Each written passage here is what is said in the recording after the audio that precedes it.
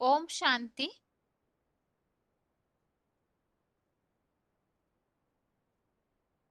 गीता श्लोक क्लास में आज का श्लोक है 13वें अध्याय का चौथा श्लोक, अध्याय 13 का श्लोक नंबर 4।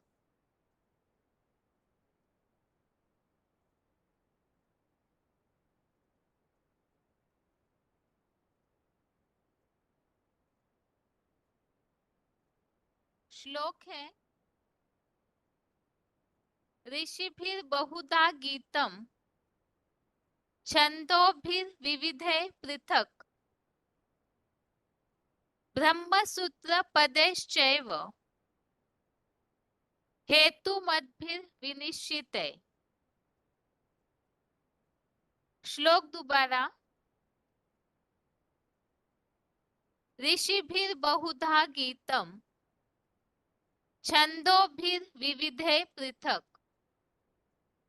ब्रह्मसूत्र पदैश्चैव हेतुमद्भिर विनिश्चिते। अध्याय 13 का श्लोक नंबर 4। श्लोक फिर से।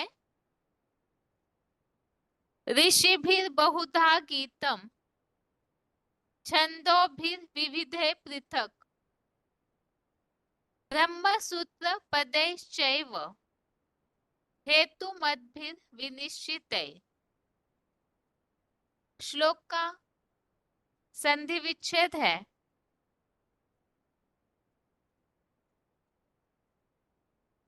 ऋषि भी बहुधा गीतम छंदो भी विविधे पृथक ब्रह्मसूत्र पदै च एव हेतुमद्भि विनिश्चिते। श्लोक का संधि विच्छेद दोबारा।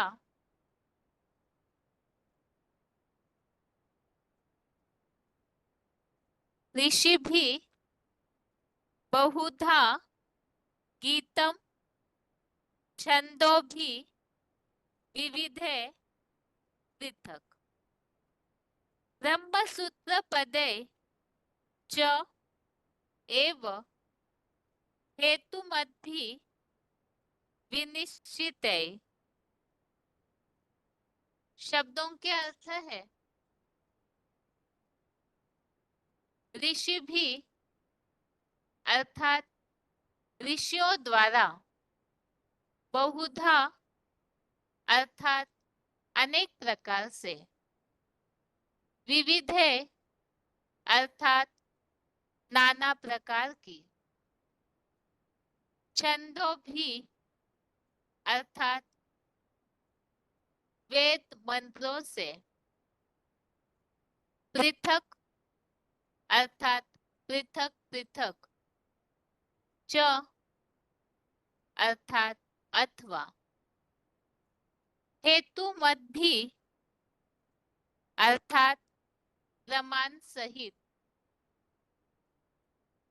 विनिश्चिते अर्थात सुनिश्चित द्वारा, ब्रह्मसूत्र पदे अर्थात ब्रह्मसूत्र पदों द्वारा, एव अर्थात भी, गीतम अर्थात वर्णन है। शब्दों के अर्थ दोबारा। ऋषि भी अर्थात ऋषियों द्वारा, बहुधा अर्थात अनेक प्रकार से, विविधे अर्थात नाना प्रकार की, छंदों भी अर्थात वेद मंत्रों से, पृथक अर्थात पृथक पृथक, च अर्थात अथवा, हेतुमद्भि अर्थात प्रमाण सहित, विनिश्चिते अर्थात सुनिश्चित द्वारा, ब्रह्मसूत्र पदे अर्थात ब्रह्मसूत्र पदों द्वारा, एव अर्थात भी, गीतम अर्थात वर्णन है। श्लोक का अर्थ है ऋषियों द्वारा अनेक प्रकार से नाना प्रकार की वेद मंत्रों से पृथक पृथक अथवा प्रमाण सहित सुनिश्चित द्वारा, ब्रह्मसूत्र पदों द्वारा भी वर्णन है।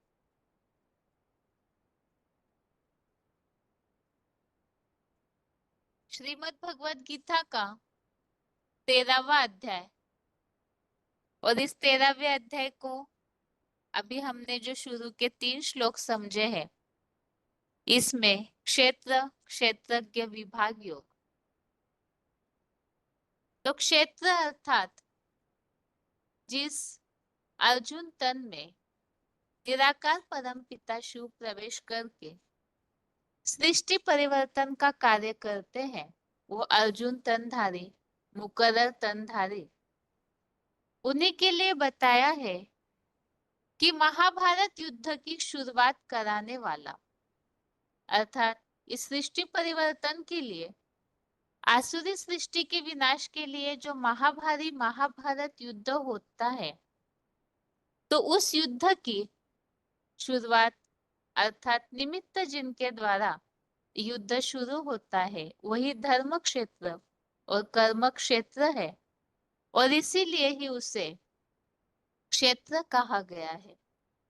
तो उस शरीर रूपी क्षेत्र के द्वारा ही सृष्टि परिवर्तन की शुरुआत होती है, और उन्हें जानने वाले सबसे प्रथम तो परम पिता है, जो क्षेत्रज्ञ ऐसे कहा गया है।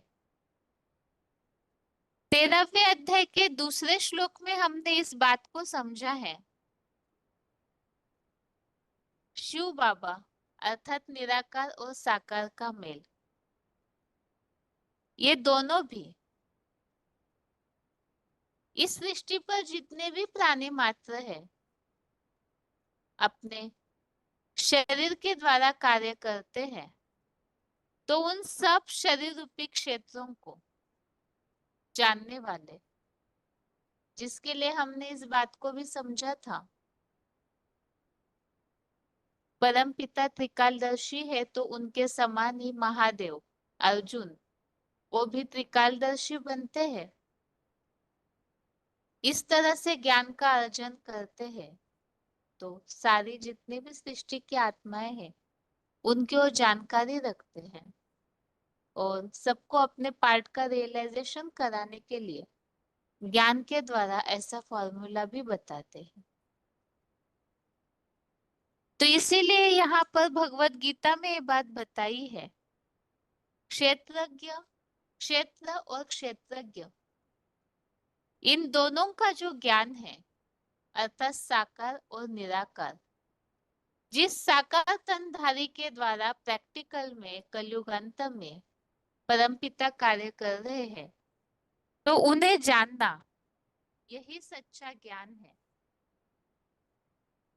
और इसीलिए ही तीसरे श्लोक से उस प्रैक्टिकल पार्टधारी की पहचान देना शुरू किया है, जिसमें तीसरे श्लोक में हमने पूरी तरह से ओ मुकर्रर तनधारी अर्जुन रथ, जिस समय वर्तमान में परम पिता कार्य करते हैं, तो उस समय वो पार्टधारी कहाँ के निवासी है, कैसे है, तो उनके बारे में तीसरे श्लोक में पूरी तरह से वर्णन दिया हुआ है कि वो जो है, जैसा है, जहां से भी है, तो जिस प्रभाव वाला है, अर्थात जिस तन के द्वारा परम पिता कार्य करते हैं, वो जिस गांव का है, तो गांव भी बताया, साथ में उनके स्वभाव की भी जानकारी दी कि बदला लेने वाले नाग स्वभावी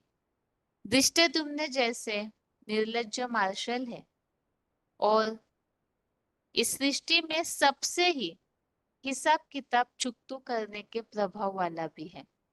अर्थात वो इस तरह से नई दुनिया स्थापन होने के पहले ही इस दुनिया में से सभी का हिसाब किताब चुकतू जरूर करा के ही उन्हें नई दुनिया में ले जाते हैं। और वही व्यक्तित्व ईश्वरीय ज्ञान मिलने के बाद जिस तरह से अपनी स्थिति बना लेते हैं, तो उसके लिए ही महाभारत में आया हुआ उल्लेख भी हमने समझा कि अपनी उम्र की 32 साल की आयु में ही वो परम ब्रह्मनि लीन मासिक, अर्थात ऐसी स्थिति बना लेते हैं निराकार परम पिता को पहचान कर अपनी परम ब्रह्म जैसी स्थिति बना लेते हैं, परम ब्रह्म बन जाते हैं। तो वही एक व्यक्तित्व है क्षेत्र और क्षेत्रज्ञ।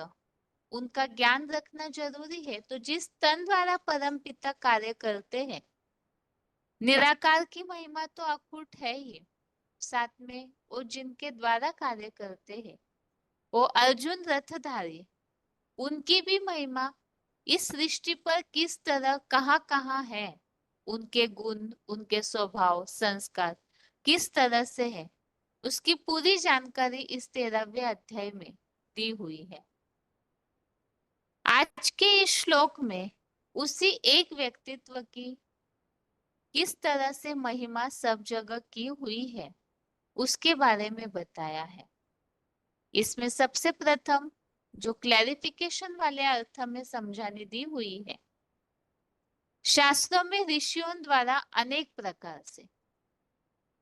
प्रकार से अर्थात एको सत्विप्रा बहुधा वदंती, वो एक ही ऐसा ब्राह्मण है जिनकी अलग अलग प्रकार से महिमा वदंती अर्थात कही हुई है। तो वही एक सच्चा ब्राह्मण जो महाभारत में भगवान श्री कृष्ण के रूप में वर्णित है, तो रामायण में श्री राम के रूप में, देवासुर संग्राम में महादेव के रूप में, और सब जगह पे असुरों के संहार के लिए ही कार्य किया हुआ है। तो वही एक सच्चा ब्राह्मण है जिनकी अलग अलग प्रकार से हर जगह महिमा है। एको सत्विप्रा बहुधा वदंती, ऋग्वेद में इस बात का उल्लेख है। नाना प्रकार की स्तुतियों, आरतियों, सहस्र नामों, चालीसा आदि वह सभी वेदों ग्रंथों के वेद मंत्रों से पृथक पृथक अथवा आरण्यक, ब्राह्मण, स्मृतियों, सूत्र ग्रंथों, उपनिषदों आदि के या महाभारत आदि पुराणों के प्रमाण सुनिश्चित है। सुभाषितों, कवित्वों या ग्रामीण गीतों द्वारा, ब्रह्म सूत्र पदों द्वारा व देशी विदेशी भविष्यवेत्ताओं द्वारा भी शिव बाबा का ही वर्णन है। तो यहाँ पर वही अर्जुन मुकर्रर रथधारी, उनकी किस तरह से हर जगह पर महिमा है उसके बारे में उल्लेख है। जैसे हनुमान चालीसा में उल्लेख मिलता है, चारों युग है प्रताप तुम्हारा। इसी तरह से आरण्यक हो, वेद हो, ग्रंथों में भी हो, उन्हीं के द्वारा रचना की हुई है। तो इसके पिछले श्लोक में ही हमने समझा है, अपनी ही महिमा अपने अपने ग्रंथ बनाकर द्वापर युग में लिखी हुई है। तो इन सब ग्रंथों का आगार और रचने वाले भी वही अपने अपने समय पर बनते हैं।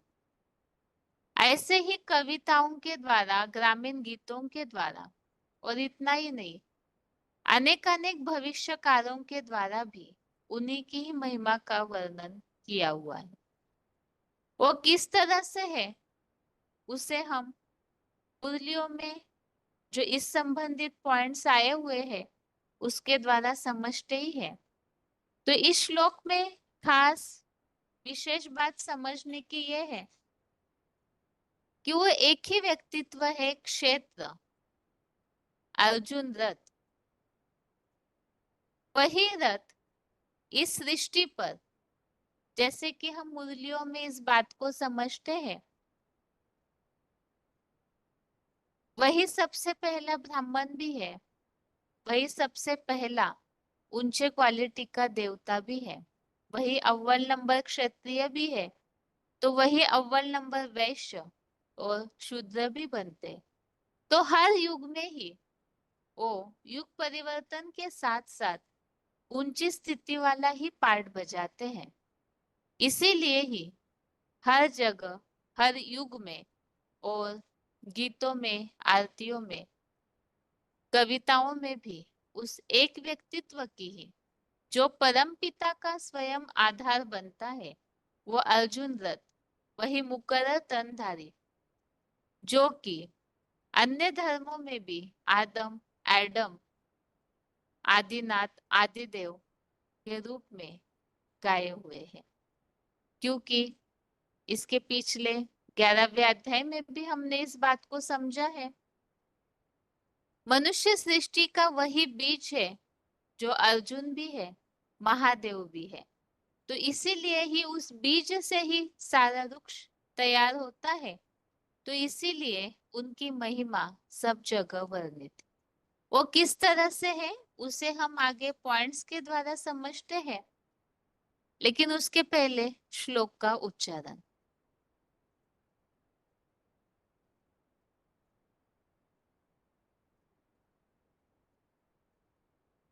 ऋषिभिर्बहुधा गीतं छन्दोभिर्विविधे पृथक् ब्रह्मसूत्रपदैश्चैव हेतुमद्भिर्विनिश्चितैः। शास्त्रों में ऋषियों द्वारा अनेक प्रकार से एको सद्विप्रा बहुधा वदंती ऋग्वेद 1-164-46 में भी बोला है कि नाना प्रकार की स्तुतियों, आरतियों, सहस्त्र नामों, चालीसा आदि व सभी वेदों ग्रंथों के वेद मंत्रों से पृथक पृथक अथवा आरण्यक ब्राह्मण स्मृतियों, सूत्र ग्रंथों, उपनिषदों आदि के या महाभारतादि पुराणों के प्रमाण सहित सुनिश्चित सुभाषितों, कवित्तों या ग्रामीण गीतों, ब्रह्म सूत्र पदों द्वारा व देशी विदेशी भविष्यवेत्ताओं द्वारा भी शिव बाबा का ही वर्णन है।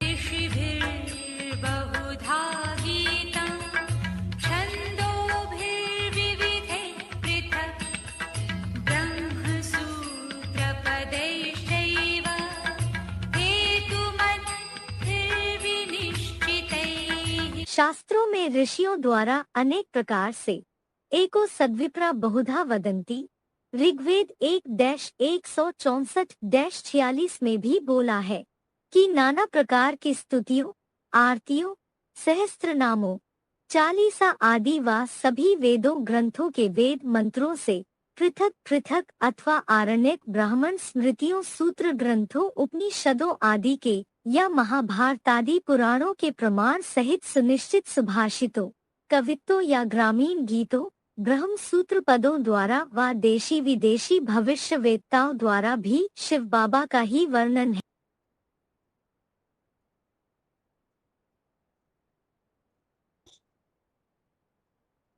आगे है श्लोक संबंधित पॉइंट्स।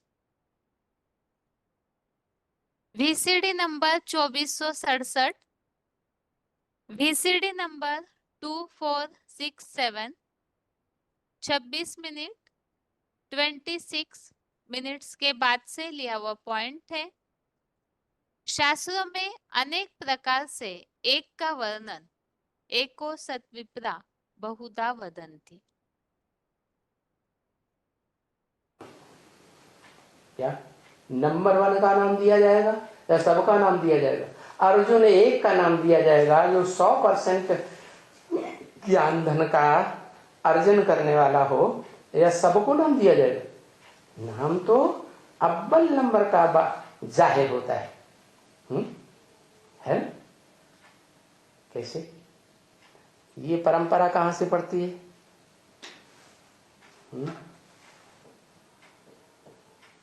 यही संगम युग से ये परंपरा पड़ती है। एक ही ब्राह्मण है पहले नंबर का, चोटी का ब्राह्मण, क्या जो अनेकों रूपों में गाया जाता है।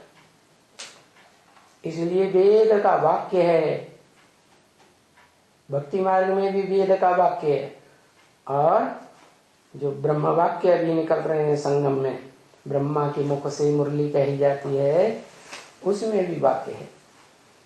भक्ति मार्ग के वेदों में वाक्य है, एको सद्विप्रा बहुधा वदन्ति। क्या एक ही सच्चा ब्राह्मण है जो शास्त्रों में अनेकों रूप में जिसका गायन होता है।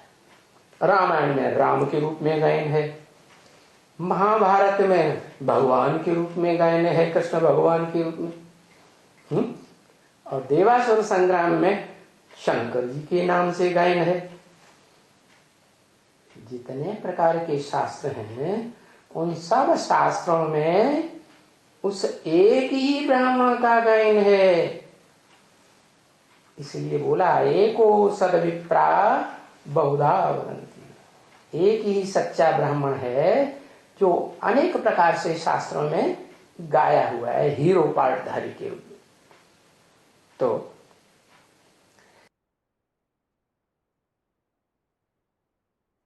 आगे है अगला पॉइंट,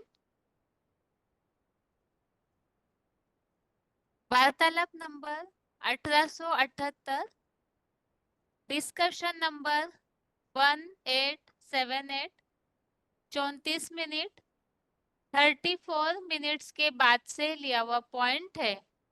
आरतियों द्वारा एक का वर्णन है, बोल भी अच्छा ही मीठा है, गायन भी है।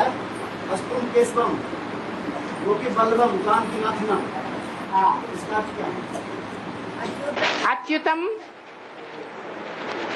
आ माने नहीं, च्युतन माने नीचे गिरना। अच्युतम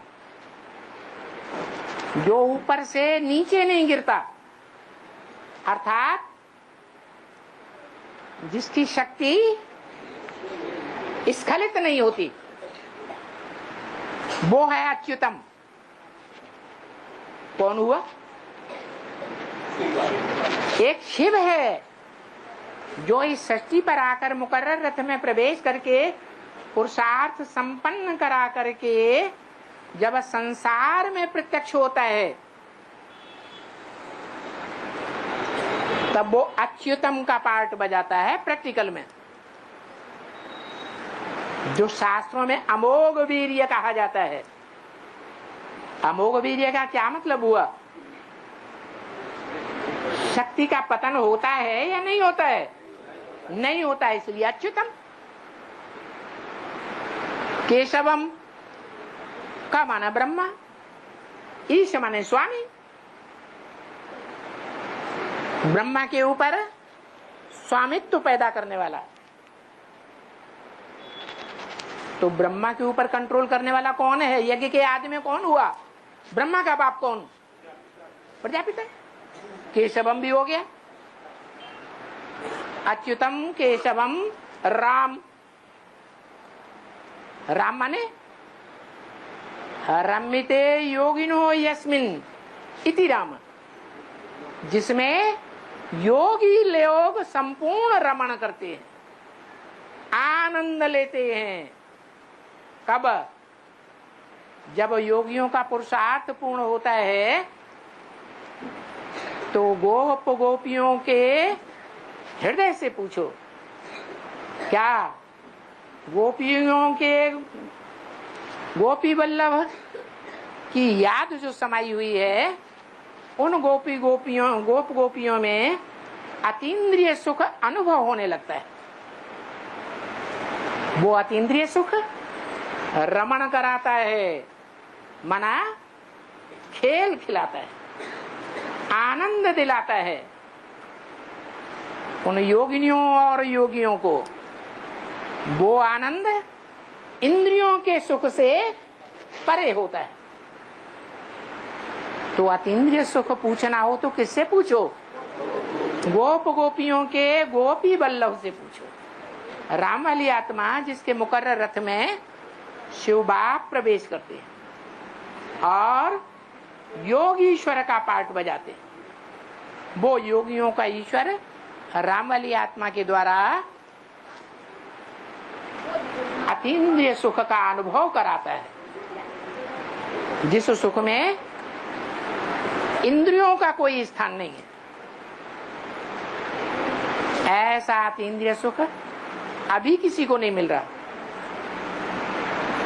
आने वाला समय है जब वो अतीन्द्रिय सुख में डूबे रहेंगे।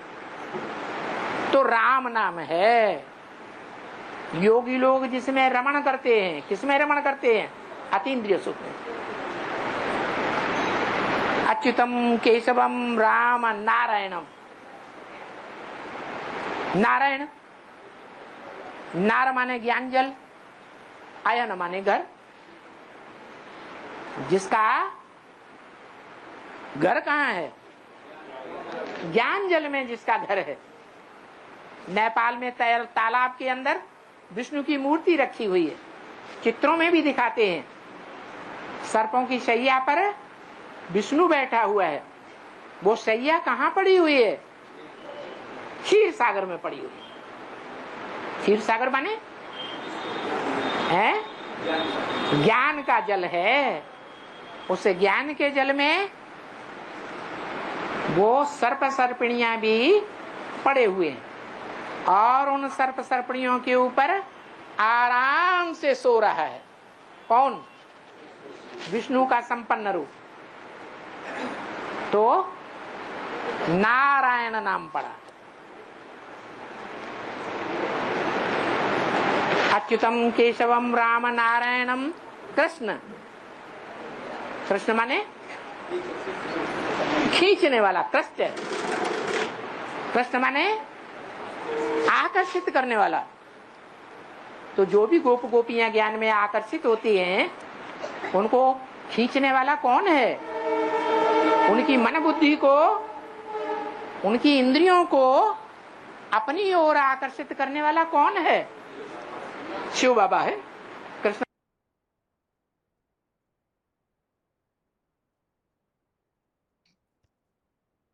अगला पॉइंट है वार्तालाप नंबर 944, डिस्कशन नंबर 944।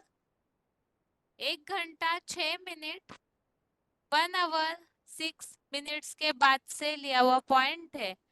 सहस्र नामों द्वारा एक का वर्णन।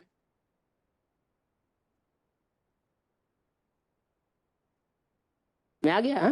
धार्मिक ग्रंथों में शिव जी का 1000 नाम बताया गया है। शिव सहस्त्र नाम से लिखा जाता है। इसी शंकर और शिव उसी में नाम है शिव जी का 1000 नाम में। पर फिर इस विज्ञान में फिर शिव अलग स्वरूप है और शंकर अलग स्वरूप है। फिर जब विष्णु का चित्र बनता है तो दोनों के संस्कार मिलकर के विष्णु में एक दिखाए जाते हैं कि अलग अलग? बस शिव के भी 1000 नाम हैं, विष्णु के भी सहस्त्र नाम हैं, ब्रह्मा की भी 1000 भुजाएं हैं। तो वही तो आत्माएं हैं, अलग आत्माएं तो नहीं है।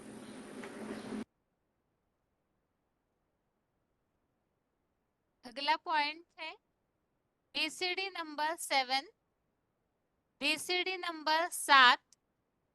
1 घंटा 6 मिनट 1 आवर 6 मिनट्स के बाद से लिया हुआ पॉइंट है।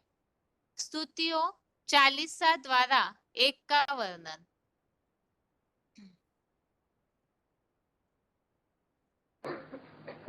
प्रजापिता अगर फर्स्ट ब्राह्मण है क्योंकि बोला है जो फर्स्ट ब्राह्मण,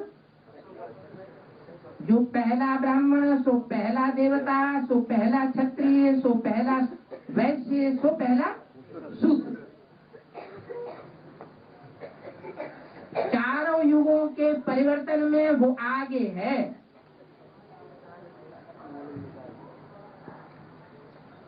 इसलिए कह देते हैं भक्त लोगों ने बना दिया है क्या, चारों युगों प्रताप तुम्हारा है, प्रत्येक जगत उजियारा। जानते नहीं है।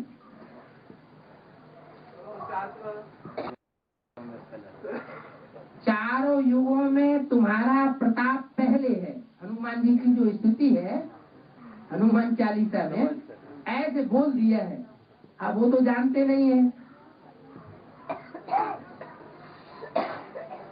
कि गीता में जो बोला गया है कि वृक्षों में सबसे श्रेष्ठ वृक्ष मैं हूँ, देवताओं में सबसे श्रेष्ठ देवता मैं हूँ, माना हर जगह सबसे श्रेष्ठ मैं हूँ, बंदरों में सबसे श्रेष्ठ मैं हूँ। तो क्यों कह दिया है वो तो जानते नहीं है, ऐसे ही बोल दिया है।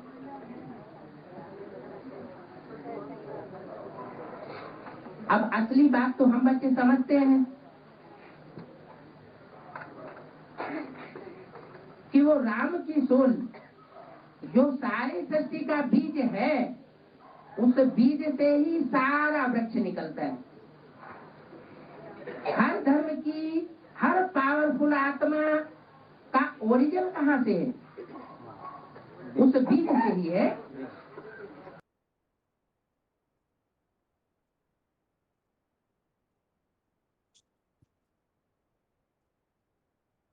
अभी जो पॉइंट हमने सुना VCD नंबर 7 का, वो 50 मिनट के बाद से लिया हुआ पॉइंट है। और अभी अगला पॉइंट है VCD नंबर 2343, VCD नंबर 2343, 1 घंटा 30 मिनट 1 आवर 30 मिनट्स के बाद से लिया हुआ पॉइंट है। आरण्यक, ब्राह्मण, उपनिषदों, पुराणों आदि के द्वारा एक का वर्णन।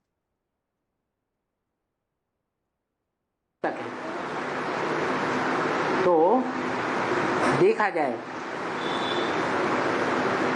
कि जो पहले पहले भगवत गीता आई उसका रचयिता कौन? हिस्ट्री के अनुसार 18वें अध्याय में आया है व्यास प्रसादात्। किसके प्रसाद से प्राप्त हुई? प्रसन्नता से। व्यास की प्रसन्नता से गीता ज्ञान मिला। इसी तरह वेदों की भी व्याख्या व्यास वाली आत्मा ने आरण्यकों और ब्राह्मणों के रूप में की। वही आत्मा पहले पहले ब्राह्मण और आरण्यकों की व्याख्या उपनिषदों के रूप में करती है। वही आत्मा फिर पुराणों के रूप में महाभारत पुराण भी लिखती है, भागवत महापुराण लिखती है। वही आत्मा द्वापर में वाल्मीकि रामायण लिखती है, जो मुरली में बोला।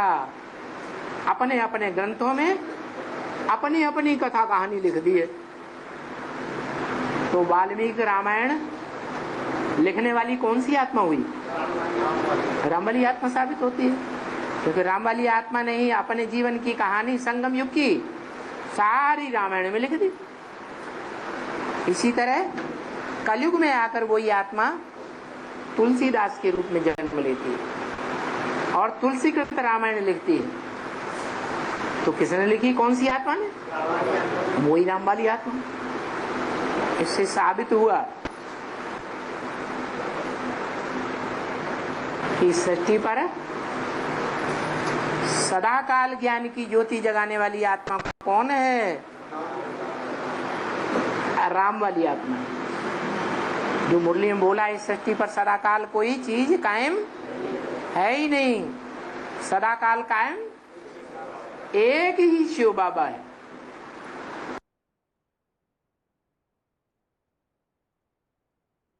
अगला पॉइंट है वीसीडी नंबर 3221, वीसीडी नंबर 3221, 1 घंटा 6 मिनट 1 आवर 6 मिनट्स के बाद से लिया हुआ पॉइंट है। कवित्वों द्वारा एक का वर्णन। बोला है। और कवि की भाषा तो भावक भाषा होती है, वो तो सब कुछ है, सच्ची बात लिखते हैं कि नहीं। जयशंकर प्रसाद ने क्या लिख दिया? हिमगिर के उत्तुंग शिखर पर बैठ शिला की शीतल छा, एक पुरुष भीगे नयनों से देख रहा था प्रबल प्रवाह। काय का प्रवाह? पानी का, जल का। जलमयी हो गई सारी दुनिया। कौन पुरुष था वो? याद आया? मुकर्रर रथधारी आदम, अर्जुन। गीता ज्ञान सुनाते हैं भगवान, तो अर्जुन के अलावा कोई और रथ दिखाया जाता है किसी का? कोई देवता का, कोई मनुष्य का, कोई ऋषि मुनि का, राक्षस का दिखाते हैं? नहीं दिखाते। उसे अर्जुन रथ कह दो, दूसरे धर्म पिताओं की भाषा में उसे आदम कह दो। आदम को तो मानते हैं ना सब धर्म पिता हैं कि सृष्टि का कोई आदि पुरुष था। हाँ, ये नहीं जानते हैं कि वो आदि पुरुष जो था वो इस सृष्टि रूपी रंगमंच का हीरो पार्टधारी है।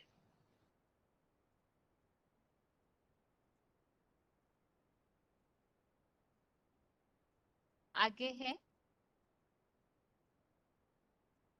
वीसीडी नंबर 2239, वीसीडी नंबर 2239, 1 घंटा 13 मिनट 1 आवर 13 मिनट्स के बाद से लिया हुआ पॉइंट है।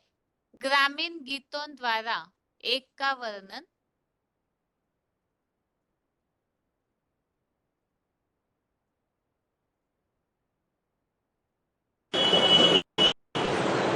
कौन सा राम? संगम युग में रमिते योगिनो यस्मिन इति राम। योगी लोग जिसमें रमण करते हैं, याद में, जिसकी याद में रमण करते हैं वो रम, जिसे कहा जाता है सबका दाता राम। ऐसे नहीं कहते सबका दाता कृष्ण, सबका दाता ब्रह्मा, सबका दाता विष्णु, सबका दाता कोई भी देवता, देवी या देवता, गणेश जी, हनुमान जी, कहते क्या कहते? सबका दाता राम।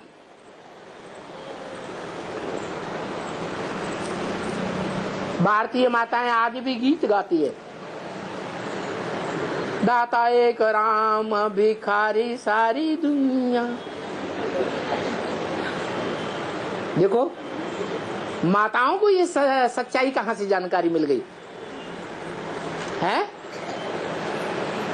माताएं जो आज गीत गाती हैं गाँवों में, उनको ये सच्चाई कहां से मिल गई है? वो सच्चाई भी माताएं संगम युग से धारण करती है।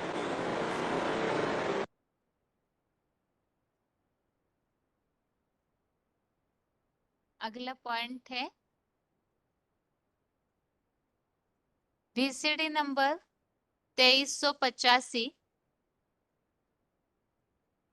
वीसीडी नंबर 2382, वीसीडी नंबर 2382, 4 घंटा 21 मिनट 4 आवर्स 21 मिनट्स के बाद से लिया हुआ पॉइंट है। भविष्यवेत्ताओं द्वारा भी एक का वर्णन। यहाँ डिस्प्ले में वीसीडी नंबर गलत है, तो सही वीसीडी नंबर जरूर नोट करें। VCD number 2382।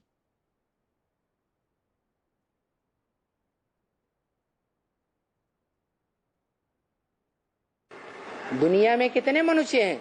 ज्यादा से ज्यादा 500-700 करोड़ मनुष्यों का राजा राज्य करने वाला, जो शास्त्रों में विश्व पिता गाया हुआ है, वो विश्व पिता सारी दुनिया की बुद्धि को मोड़ने वाला है।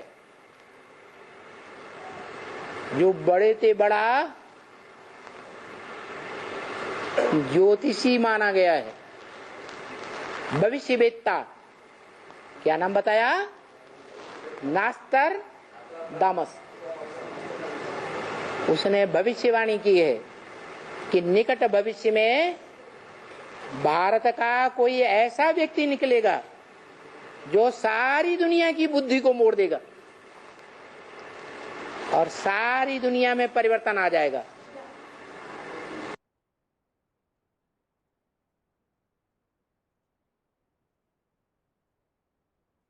इस तरह से आज के क्लास में हमने 13वें अध्याय का चौथा श्लोक समझा है और इसमें इस बात को समझा है, भगवत गीता में जिसे क्षेत्र कहा है वो अर्जुन ही वास्तव में मुकर्रर तनधारी, जिस तन द्वारा परम पिता कार्य करते हैं, तो वो अर्जुन रूपी क्षेत्र, उन्हीं की ही महिमा भक्ति मार्ग में सब जगह फैली हुई है। वो एक ही है जिनकी महिमा है, जिसके लिए वेदों में कहा हुआ है एको सतविप्रा बहुधा वदन। और इसके अलावा गीतों में, कविताओं के द्वारा, अलग अलग वेद मंत्रों में, स्तुतियों में, आरतियों में, अलग अलग प्रकार के ग्रंथों में सब जगह उन्हीं की ही महिमा गाई हुई है। और जिसके लिए मुरलियों में भी इस बात का उल्लेख आता है, इस सृष्टि पर सदा कायम तो कोई चीज है नहीं, सदा कायम तो एक शिव बाबा ही है। अभी आगे रिवीजन में 10वें अध्याय का 23वां श्लोक, अध्याय 10 का श्लोक नंबर 23। यहाँ पर हम टॉपिक समझ रहे हैं 10वें अध्याय के रिवीजन के टॉपिक में।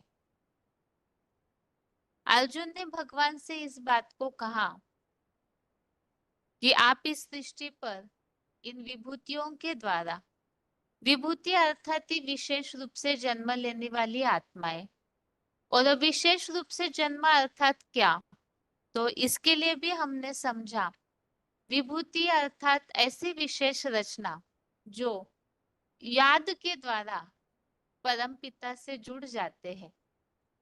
और जितना जिन्होंने याद के द्वारा अपनी आत्मा रूपी बैटरी में शक्ति भरी है, तो वो आत्माएं विभूतियों के रूप में प्रत्यक्ष होती है।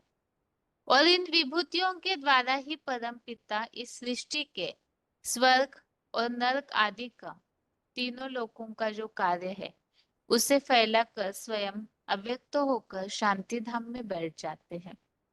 तो विभूतियां कौन है, किस तरह से उनके द्वारा इस सृष्टि का कार्य होता है, इसी के लिए ही अर्जुन ने भगवान से कहा है कि आपका ये जो ज्ञान है विस्तार वाला, इसे सुनते हुए, इस ज्ञानामृत को सुनते हुए तृप्ति नहीं होती है, तो इसीलिए आप अपने विभूतियों का वर्णन विस्तार से बताइए। तो ये ज्ञान का अखूट भंडार है भगवान, इसीलिए उनके ज्ञान का वैसे भी अंत नहीं है। तो उसी में से ही कुछ विभूतियों का वर्णन भगवान ने अर्जुन को बताया है और इन्हीं के द्वारा इस बात को स्पष्ट किया है किस तरह से भगवान की याद के द्वारा सृष्टि की विशेष आत्माएं किस तरह से कार्य करती है। अभी तक हमने काफी सारे श्लोकों को समझा है जिनमें विभूतियों का वर्णन है, किस तरह से सूर्य है, नक्षत्रों में चंद्रमा है, और विशेष करके जो श्रेष्ठ अव्वल नंबर विभूति है वो महादेव के द्वारा ही इस सृष्टि का आदि, मध्य और अंत का कार्य होता है। आज के श्लोक में और अगली विभूतियों का वर्णन समझते हैं। श्लोक है, रुद्राणां शङ्करश्चास्मि वित्तेषु यक्षरक्षसां वसूनां पावकश्चास्मि मेरुः शिखरिणामहम्। श्लोक दोबारा। रुद्राणां शङ्करश्चास्मि वित्तेषु यक्षरक्षसां वसूनां पावकश्चास्मि मेरुः शिखरिणामहम्। श्लोक फिर से। रुद्राणां शङ्करश्चास्मि वित्तेषु यक्षरक्षसां वसूनां पावकश्चास्मि मेरुः शिखरिणामहम्। अर्थात मैं शिव ज्योति ही रुद्र गणों में महारुद्र शंकर हूँ और यक्ष राक्षसों में उत्तर दिशा का प्रैक्टिकल ज्ञान धन कुबेर हूँ। 8 वसुओं में ज्ञान योग से प्रायः पवित्र करता पावक अग्नि और शिखरों में प्रतीक एवरेस्ट चोटी रूपी उच्चतम ब्राह्मण चोटी शंकर महादेव हूँ। यहाँ पर जैसे उल्लेख आया है, रुद्र गणों में महारुद्र शंकर, यक्ष राक्षसों में धन कुबेर, पावक अग्नि, एवरेस्ट चोटी। तो यहाँ एवरेस्ट चोटी का उल्लेख समझकर भक्ति मार्ग में भक्तों ने ये समझा ऐसे पहाड़ों में भी भगवान है। अग्नि जो 5 तत्व का रूप है उसमें भी भगवान है। वास्तव में यहाँ पर इस तरह से इन रूपों में जो विशेषता है तो उन विशेषताओं को चैतन्य आत्माएं जो है उन्होंने योग बल से धारण किया हुआ है। अग्नि में विशेषता होती है कचड़े को भस्म करने की। तो इस तरह से परम पिता की याद के द्वारा अपने में कोई चैतन्य आत्मा इस तरह से शक्ति भर लेती है कि इस संसार में जो कचड़ा है उसे भस्म करने की क्षमता रखते हैं। तो भगवान की याद के द्वारा इन विभूतियों में जो शक्ति है उसी रूप में यहाँ बताया हुआ है कि रुद्र गणों में महारुद्र शंकर हूँ, यक्ष राक्षसों में धन कुबेर हूँ, 8 वसुओं में पावक अग्नि हूँ, शिखरों में एवरेस्ट चोटी हूँ। तो एवरेस्ट चोटी के लिए ही नीचे फुटनोट में एक जानकारी और दी हुई है, जिसके लिए कवि जयशंकर प्रसाद जी की एक कविता का उल्लेख यहाँ दिया है। कल्पांतकालीन प्रलय की जलमई में अविनाशी मूर्तिमंत शंकर की यादगार एवरेस्ट चोटी बचेगी। हिमगिरी के उत्तुंग शिखर पर बैठशिला की शीतल छां एक पुरुष भीगे नयनों से देख रहा था प्रबल प्रवाह। तो विनाश काल में जब जलमयी होती है सारी सृष्टि पर तो केवल एवरेस्ट चोटी बचती है स्थूल में भी, और उसी की यादगार में एक ही ऐसा व्यक्तित्व है जिनका विनाश नहीं होता है, जिसका उल्लेख हमने 9वें अध्याय में भी समझा था। कल्पक्षय पुनस्ताने कल्पादो विसृजाम्यहम्। तो वही महादेव शंकर है जो पुराने कल्प का, पुरानी दुनिया का विनाश करने के निमित्त है। तो नई सृष्टि में जिनका कोई विनाश नहीं कर पाता, तो नई सृष्टि की आदि करने के भी वही निमित्त है। और वही एक व्यक्तित्व जो प्रैक्टिकल में बचते हैं, तो उन्हीं की यादगार में यहाँ कविता का उल्लेख दिया हुआ है।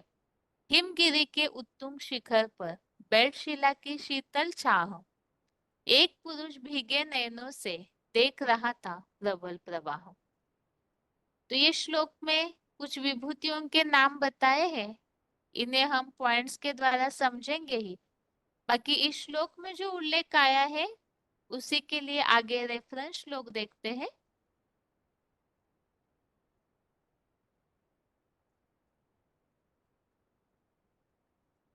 इसमें जहाँ पावक अग्नि का उल्लेख आया हुआ है उस संबंध में ही यह श्लोक है। 9वें अध्याय का 16वां अध्याय 9 का श्लोक नंबर 16। इसमें भी जो उल्लेख आया है भगवान के स्वरूप का, तो यहाँ बताया है ज्ञान योग अग्नि हो। और 11वें अध्याय का 39 अध्याय 11 का श्लोक नंबर 39, इसमें भी उल्लेख आया हुआ है अग्निदेव के रूप में। अभी आगे श्लोक संबंधित पॉइंट सुनते हैं।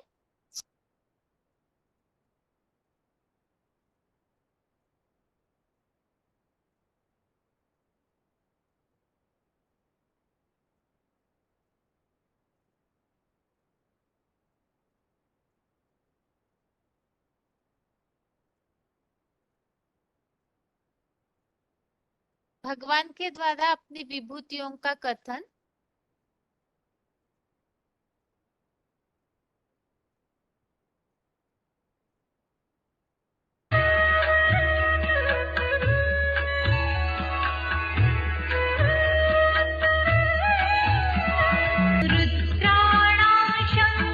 रुद्राणाशङ्करश्चास्मि वित्तेषो यक्षरक्षसां वसूनां पावकश्चास्मि मेरुशिखरिणामहम्। अहम रुद्राणाम शंकरा, मैं रुद्र गणों में महारुद्र शंकर हूँ। च यक्षरक्षसाम वित्तेश अस्मि, और यक्ष राक्षसों में धन कुबेर हूँ। वसूनाम पावका, 8 वसुओं में पावक अग्नि। च शिखरिणाम मेरुः अस्मि, और शिखरों में एवरेस्ट चोटी हूँ।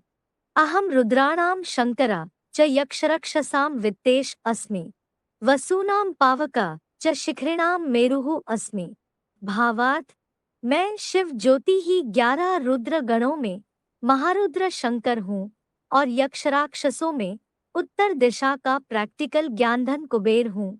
8 वसुओं में ज्ञानयोग से प्रायः पवित्र करता पावक अग्नि और शिखरों में प्रतीक एवरेस्ट चोटी रूपी उच्चतम ब्राह्मण चोटी शंकर महादेव हूँ। फुटनोट: कल्पांतकालीन प्रलय की जलमई में अविनाशी मूर्तिमंत शंकर की यादगार एवरेस्ट चोटी बचेगी। हिमगिरी के उत्तुंग शिखर पर बैठ शिला की शीतल छां, एक पुरुष भीगे नयनों से देख रहा था प्रबल प्रवाह। जयशंकर प्रसाद। महा तो तब कहा। यहाँ पर श्लोक संबंधित पॉइंट्स है। VCD number 2696 2696 Maharudra Shankar.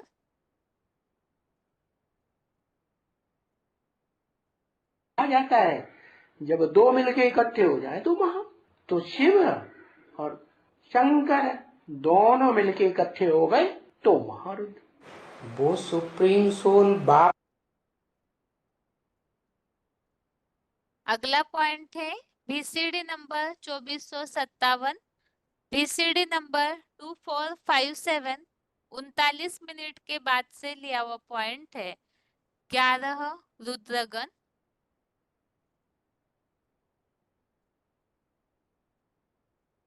शंकर दोनों मिलके इकट्ठे हो गए तो महारुद्र। वो सुप्रीम सोल बाप को याद करने वाली अव्वल नंबर आत्मा, वही आदम, वही भारत जिसमें भगवान आते हैं। क्या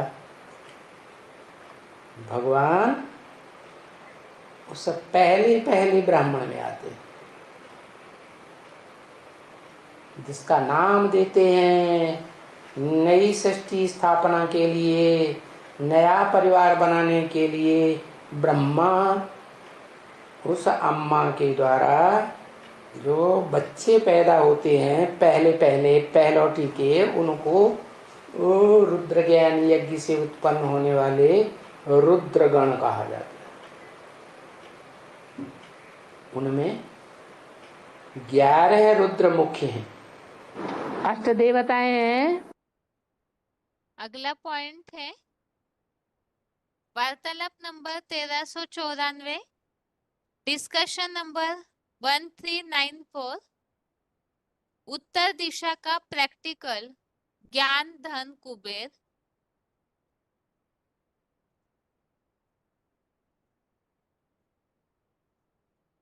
अष्ट देवताएं हैं,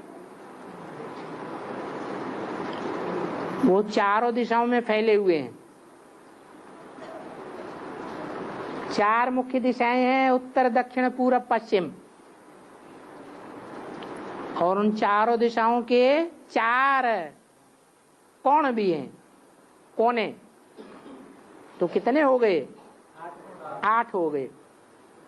तो उत्तर दिशा का जो देवता है उसको कुबेर कहते हैं, धन का स्वामी।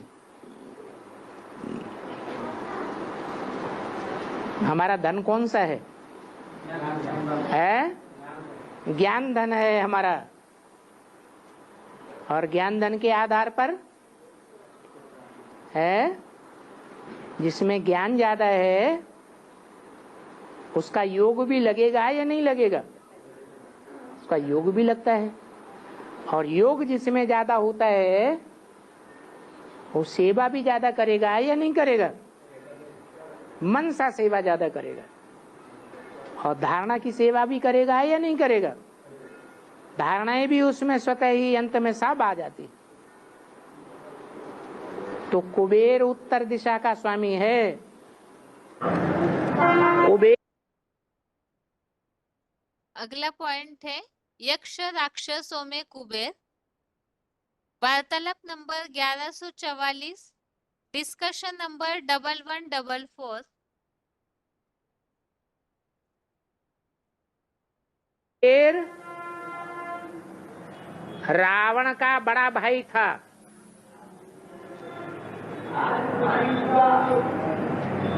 तो कुबेर इतनी श्रेष्ठ आत्मा इतने निष्कृष्ट परिवार में क्यों जन्म लेती है?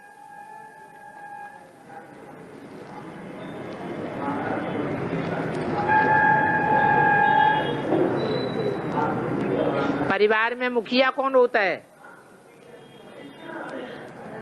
बाप या माता? बाप मुखिया होता है। परंतु माता का भी कोई महत्व है या नहीं है? है। माता अगर अच्छे कुल स्वभाव संस्कार की है तो बच्चा भी अच्छे स्वभाव संस्कार का होता है। और माता अगर नीच संस्कार की है, नीच कुल की है, तो बच्चा भी नीच खून का बन जाएगा। तो कश्यप को 2 पत्नियां दिखाई गई हैं। ये कश्यप कोई दूसरा नहीं है। काश्य कहते हैं याद का तेज, अप्पा माने पीने वाला। याद का तेज पीने वाला कौन सा देवता दिखाया गया है? शंकर। वो ही कश्यप है। उसको 2 पत्नियां हैं, दिति और अदिति। दिति माने खंडित और अदिति माने अखंड। जिसका अखंड ब्रह्मचर्य रहा वो अदिति थी, और जिसका ब्रह्मचर्य खंडित हो गया वो दिति। दिति से दैत्य पैदा होते हैं। यहाँ भी ऐसे ही है।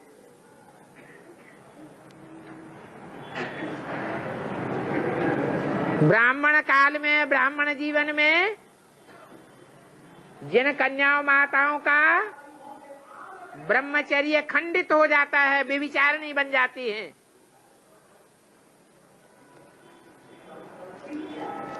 उनका आसुरी जन्म होगा ज्यादा। ज्ञान में आने के बाद की बात है। ज्ञान में आने से पहले की बात नहीं। और जिनका ब्रह्मचर्य अखंड रहता है, एक बाप की ही बन करके रहती हैं, कोई देहधारी से लगाव झुकाव संग का रंग नहीं लेती,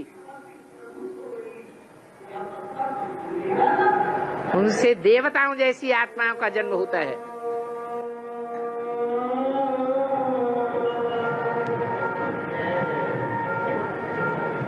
तो ये दिखाया गया है, कुबेर तो ऊंचे में ऊंचा श्रेष्ठ देवता था,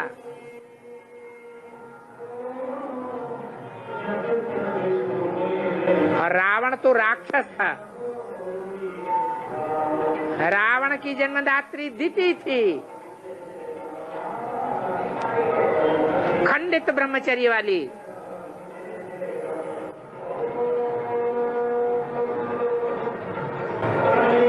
और कुबेर तो देवता था।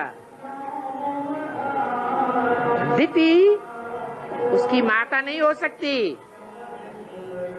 अदिति उसकी माता थी, अखंड ब्रह्मचर्य वाली। इसलिए एक ही परिवार में पिता एक होते हुए भी दो प्रकार के विरोधी स्वभाव संस्कार वाली आत्माओं का जन्म हो सकता है। उदाहरण के लिए, वही आलू का बीज उत्तर भारत में पैदा होता है और वही आलू दक्षिण भारत में पैदा होता है। दक्षिण भारत में कहते हैं आलू हम बिल्कुल नहीं खाएंगे,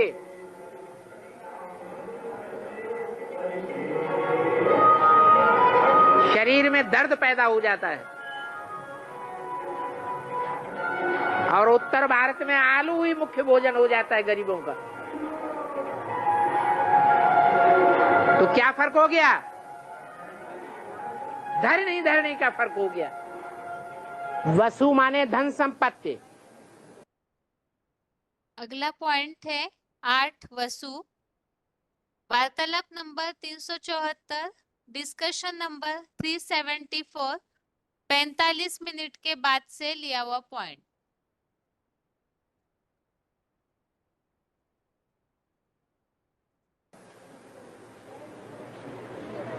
अष्ट दिग्पाल,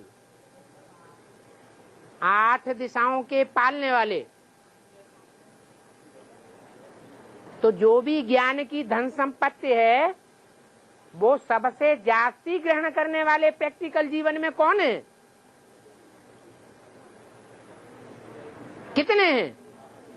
8 हैं। जिनमें ज्ञान होगा वो याद में भी तीखा जाएगा।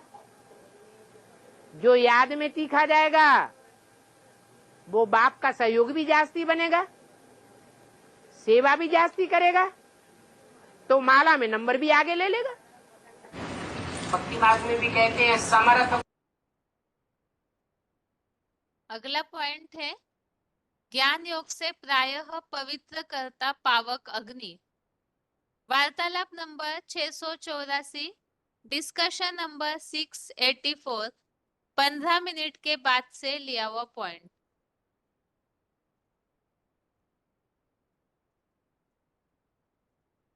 को नहीं दोष कुसाई, रवि पावक जल सम की नाई। जो समर्थ होता है उसको दोष नहीं लगता है। जैसे सूर्य है, कचड़े को सुखा देता है, बदबू को भी भस्म कर देता है, आत्मसात कर लेता है। अग्नि है, वो भी कचड़े को खा जाती है, परंतु कचड़े को खाने वाले को मंद कोई नहीं कहता। उनको भी देवता नाम दे दिया है। ऐसा क्यों? अरे अन्न दोष और संग दोष लगेगा तो सबको लगेगा, या कोई को लगेगा कोई को नहीं लगेगा। सबको लगता है।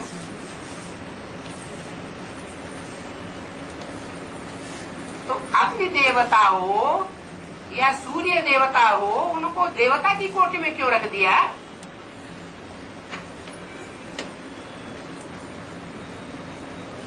जबकि उनका खान पान ऐसा निष्कष्ट है, क्योंकि शक्ति है। और कौन सी शक्ति है? बड़े से बड़ी शक्ति किस चीज की होती है? अरे याद की। जरूर सूर्य देवता हो या अग्नि देवता हो, उन्होंने याद की शक्ति बहुत ग्रहण की है, इसलिए उनको दोष नहीं लगता। सारे संसार। अगला पॉइंट है VCD नंबर 2416, VCD नंबर 2416। 1 घंटा 38 मिनट के बाद से लिया हुआ पॉइंट है। एवरेस्ट चोटी रूपी उच्चतम ब्राह्मण चोटी शंकर महादेव।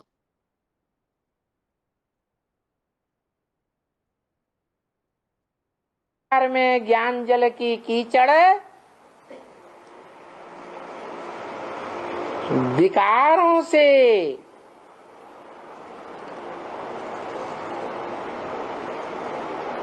अति तामसी रूप धारण करती है।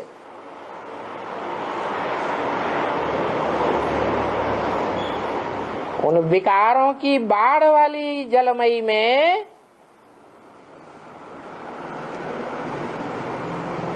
तुम बच्चे जब पूरा ही डूब जाते हो,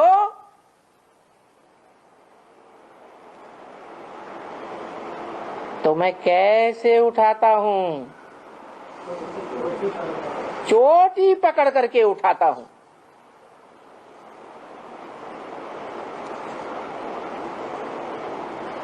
तो कौन सी चोटी है? जो दुनिया की सबसे बड़ी चोटी है, एवरेस्ट चोटी। वास्तव में नाम है एवर ईस्ट, पूर्वीय सभ्यता।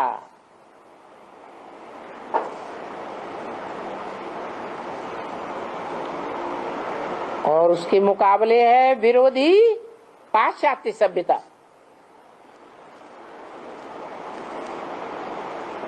पश्चिमी देशों की सभ्यता।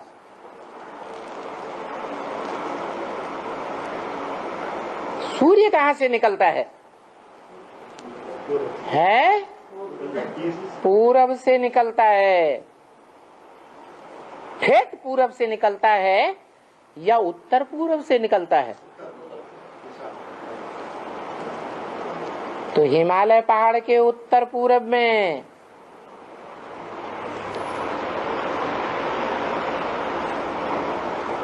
वो एवरेस्ट चोटी है, जो तुम ब्राह्मण बच्चों के बीच में ब्राह्मण चोटी की यादगार है।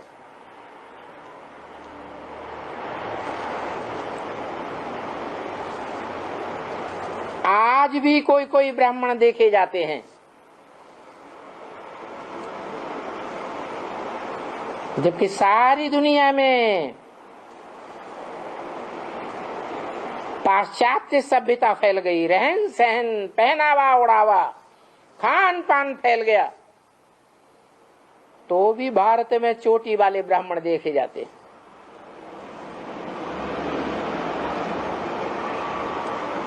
उनकी चोटी में गांठ लगी रहती है। कहते हैं ना, इस बात को गांठ बांध लो। माने स्मृति की गांठ बांधने की बात है।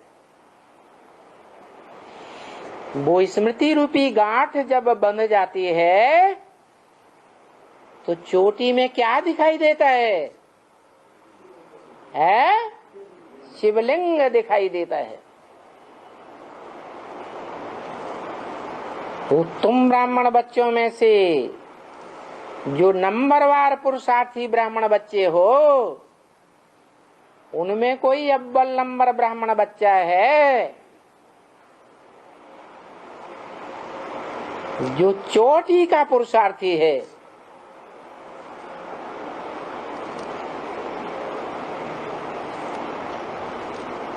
चोटी का पार्ट बजाने वाला है रंगमंच पर, जिसे हीरो पार्टधारी कहा जाता है।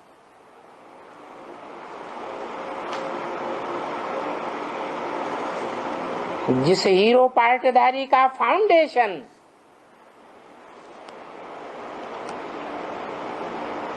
त्रिकालदर्शी बाप आकर लगाते हैं,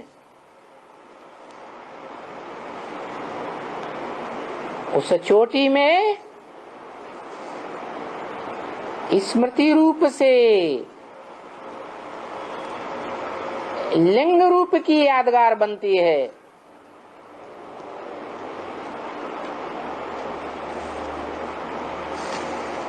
और वो लिंग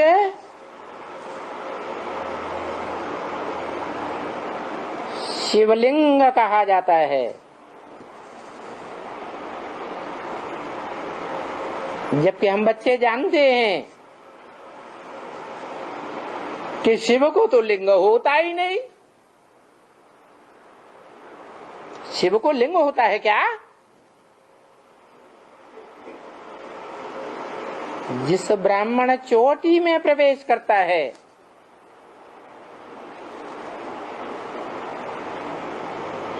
उसमें इंद्रियां होती हैं। उन इंद्रियों के बीच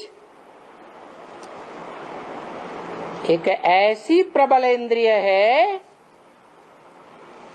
जिसके लिए कहावत है, काम जीते जगत जीत।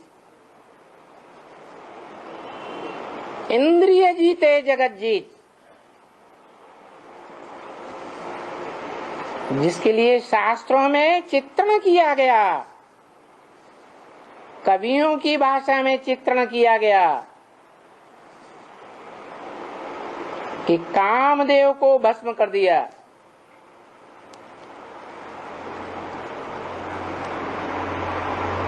अर्थात काम विकार को राख बना दिया।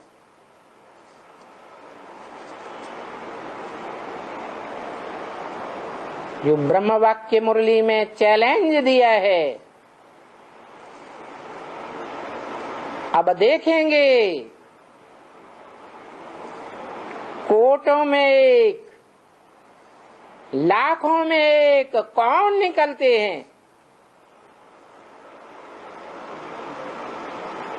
और कितने निकलते हैं।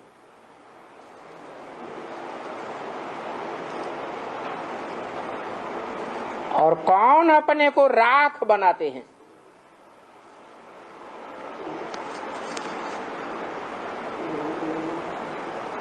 जिसकी यादगार में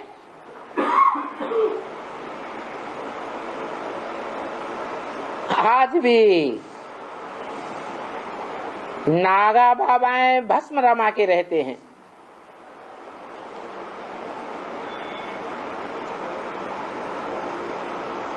और चित्रों में चरित्र की यादगार एक खास व्यक्तित्व का चित्रण किया जाता है जो सदैव भस्म रमा के रहता है, जिसका नाम शास्त्रों में शंकर महादेव कहा जाता है। तो पहला पहला ब्राह्मण कौन हुआ?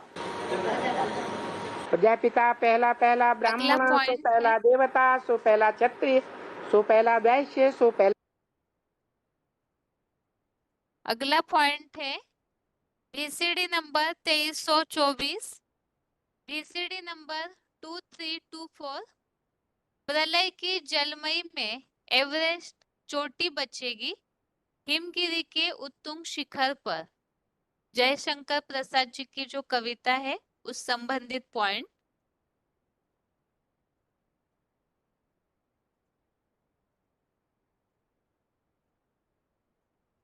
जिसका नाम शास्त्रों में शंकर महादेव कहा जाता है।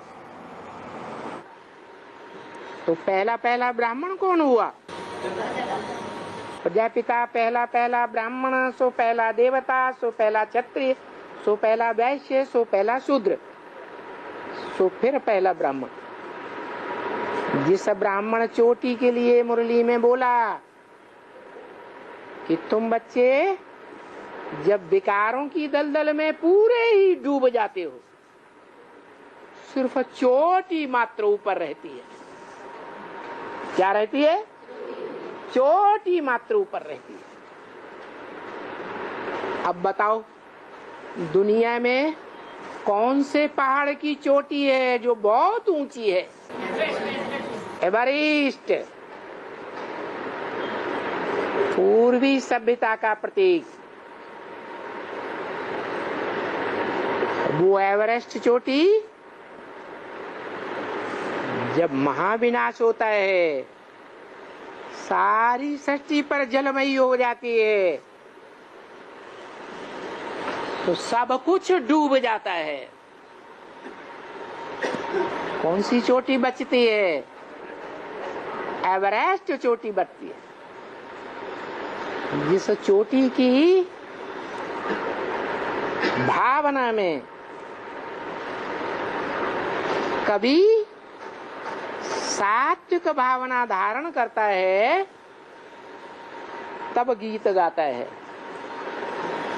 हिमगिरी के उत्तुंग शिखर पर बैठ शिला की शीतल छां, एक पुरुष भीगे नैनों से देख रहा था प्रबल प्रवाह। प्रलय काल के जलमयी की बात बताई गई। एक ही बचता है जो इस मनुष्य सृष्टि का बीज है, बाप है।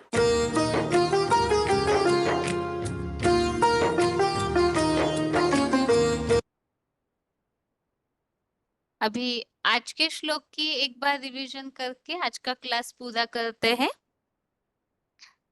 13वें अध्याय का चौथा श्लोक है।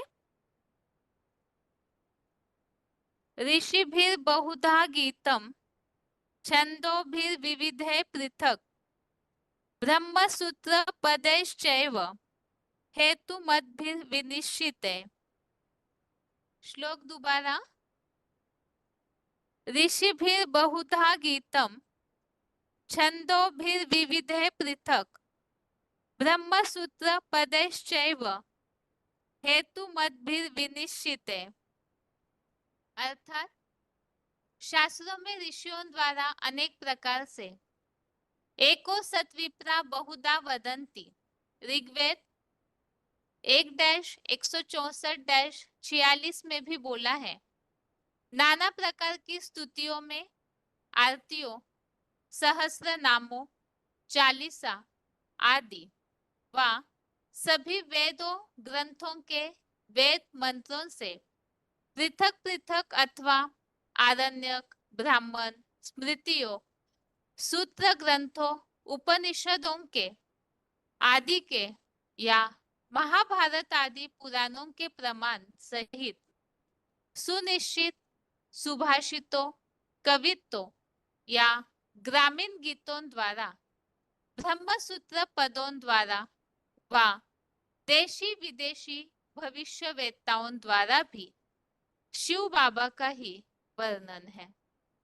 तो इस श्लोक में हमने समझा है अर्जुन रूपी जो क्षेत्र है वही इस सृष्टि की एकमात्र ऐसी हस्ती है जिनका आधार स्वयं परमपिता लेते हैं। वो परमपिता का भी मुकर्रर रथ है और साथ ही में वही धर्म युद्ध, कर्म युद्ध अर्थात धर्म क्षेत्र कुरुक्षेत्र की शुरुआत करने वाली क्षेत्र रूपी हस्ती भी है और साथ ही में हर प्रकार से उनकी ही हर जगह चारों युगों में और ग्रंथों में, कविताओं में, सुभाषितों में अलग अलग प्रकार से उस एक ही व्यक्तित्व की महिमा है और जिसके लिए मुरलियों में भी इस बात का उल्लेख आता है। इस सृष्टि पर सदा कायम तो कोई चीज है नहीं, सदा कायम तो एक शिव बाबा ही है। साथ में ये भी मुरली में उल्लेख मिलता है। ऐसी कोई बात नहीं जो तेरे ऊपर लागू न हो। तो इसीलिए वो एक ही मुकर्रर तनधारी अर्जुन आदम महादेव है जिनकी सब जगह महिमा वर्णित। ये आज के श्लोक का अर्थ है जो हमने पॉइंट्स के साथ भी समझा है। साथ में 10वें अध्याय के 23वें श्लोक की रिवीजन समझी, जिसमें विभूतियों के वर्णन में इस बात को बताया हुआ है किस तरह से रुद्रों में महारुद्र शंकर है, यक्ष राक्षसों में धन कुबेर रूपी विभूति किस तरह है, वसुओं में पावक अग्नि और शिखरों में एवरेस्ट चोटी जो विनाश काल में भी अंत में बचती है, अर्थात वो महादेव। और इन सब रिवीजन के श्लोकों के साथ ही आज के लिए गीता क्लास यहाँ तक ही। ओम शांति।